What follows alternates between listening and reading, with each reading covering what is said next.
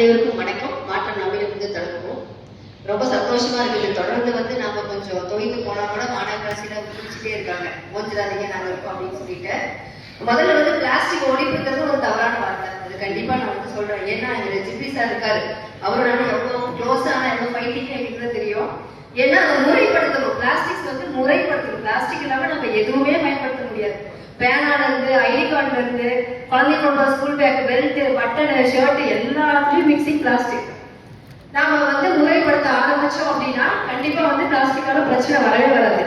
பிரச்சனை கேரி பேக்கால இல்ல, கொண்டு போய் கண்ட இடத்துல தூக்கி எரிஞ்சுட்டு போறாங்க. சாப்பாடு தெளிவா சாப்பிடுறாங்க, கவர் தூக்கி எரிஞ்சிடறாங்க. யாரு மேல தப்பு? கேரி பேக் மேல தப்பு இல்லை, இந்த மேல தப்பு. ஆனா பொருட்கள் வாங்கிட்டு முடிஞ்ச வரைக்கும் சில்வர் பாத்திரத்துல இந்த மாதிரி எல்லாம் நம்ம வாங்க. என்னோட பொண்ணுக்கு திருமணம் வச்சிருந்தோம், எல்லாரும் வந்தாங்க. கண்டிப்பா நாங்க இதுல நான் புரியாதுன்னா எங்க மாப்பிள்ளைகள கேட்டாங்க, எப்படி உங்களால பண்ண முடியும்? பிளாஸ்டிக் பாட்டில், பிளாஸ்டிக் கப்பு, இந்த யூஸ் அண்ட் த்ரோ இல்லாம கல்யாணம் பண்ண முடியாதுன்னு நான் பண்ணி காமிச்சேன். முடியாவே யாரும் சொல்லுவாங்கன்னு பார்த்து யாருமே சொல்ல, நானே சொல்லிட்டேன்.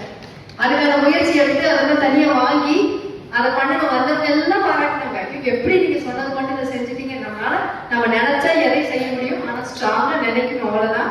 இன்னும் கண்டிப்பா சாசன மாதிரி சீக்கிரமா தமிழ்ல நம்பர் 1 மாநகராட்சி மறுபடியும் வரும்னு எனக்கு நம்பிக்கை இருக்கு.